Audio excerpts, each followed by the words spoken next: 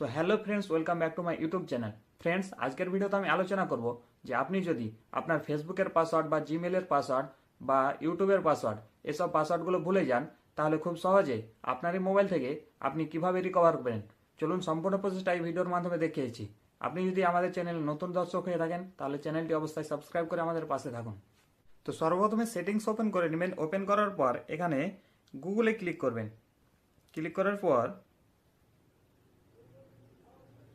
আপনার সামনে এইরকম ইন্টারফেস হবে। তো জাস্ট আপনি এখানে অল সার্ভিসে ক্লিক করবেন। ক্লিক করার পর আপনার সামনে এরকম ইন্টারফেস হবে। তো জাস্ট আপনি উপরের দিকে স্ক্রল করবেন। স্ক্রল করলে নিচের দিকে একটি অপশন দেখতে পাবেন, অটোফিল উইথ গুগল। এই অপশনটাতে ক্লিক করবেন। ক্লিক করার পর এখানে আপনি একটা অপশন দেখতে পাবেন, পাসওয়ার্ড। এই অপশনটাতে ক্লিক করবেন।